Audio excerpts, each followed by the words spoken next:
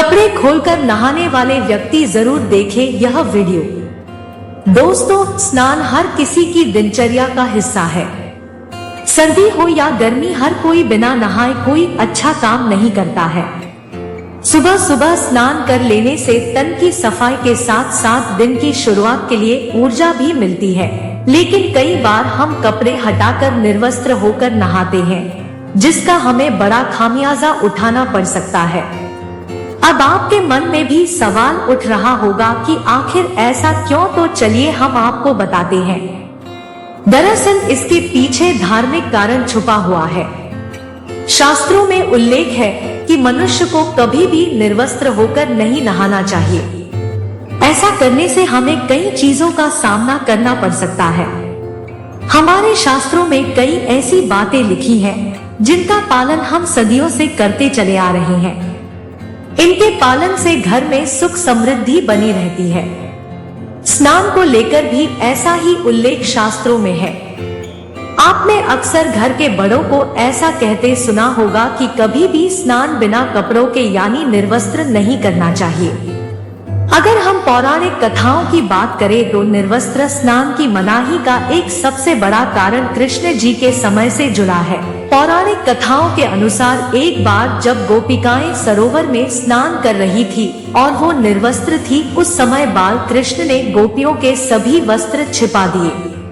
उस समय जब कृष्ण जी ने उनके वस्त्र छिपा लिए और गोपियों ने अपने वस्त्र वापस लेने की प्रार्थना की, तब कृष्ण जी ने उन्हें समझाया कि कहीं भी बिना वस्त्र धारण किए स्नान नहीं करना चाहिए। इससे जल के देवता वरुण का अपमान होता है, इसलिए आपको निर्वस्त्र स्नान न करने की सलाह दी जाती है। निर्वस्त्र स्नान से वरुण देव रुष्ट हो सकते हैं।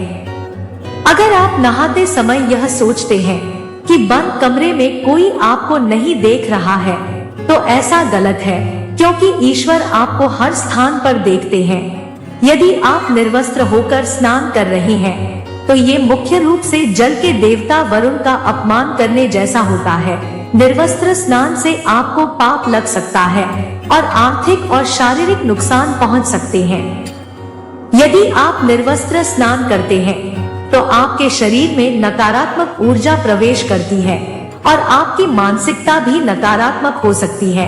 इसलिए हमेशा आपको यही सलाह दी जाती है कि भले ही आप नहाते समय कोई एक कपड़ा धारण करें, लेकिन बिना कपड़ों के स्नान न करें, तभी आपके लिए बेहतर होगा।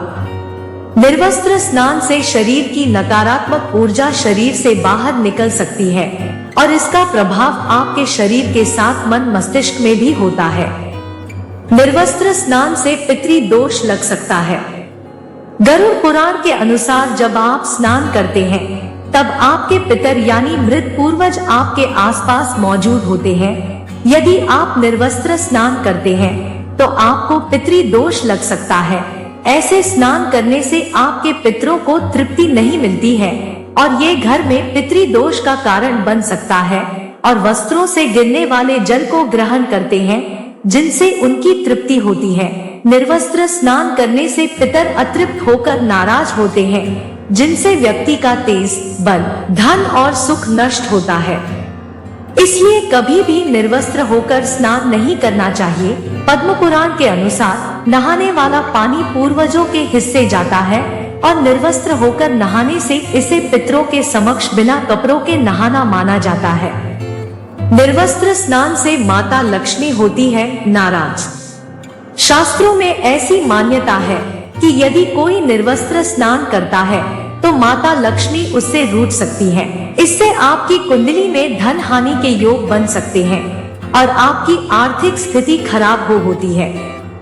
नहाने से पहले रखें इन 11 बातों का ध्यान। स्नान करने से शरीर निरोग रहता है और मन प्रसन्न रहता है। नहाने से चेहरे की कांति और शारीरिक आकर्षण में भी बढ़ोतरी होती है।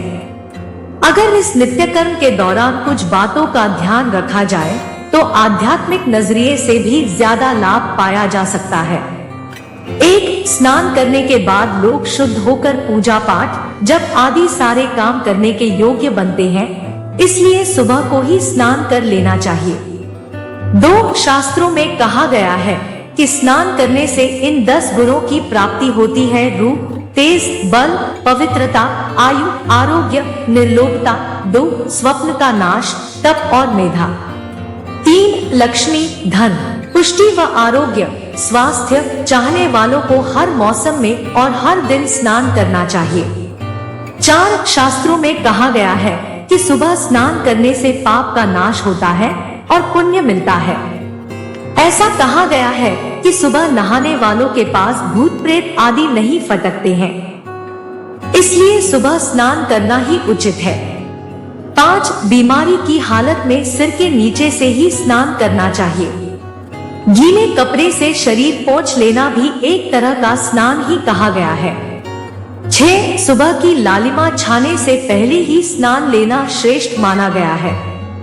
7 तेल लगाकर और देह को मलमल कर नदी में नहाना मना है।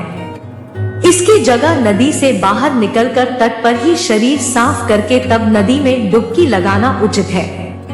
8 जिन घाटों पर कपड़े धोए जाते हैं वहां का जल अपवित्र माना गया है, इसलिए वहां से कुछ दूर हटकर ही नहाना चाहिए।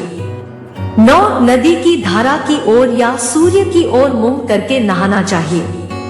नदी में 3, 5, 7 या 12 डुबकियां लगाना अच्छा बताया गया है।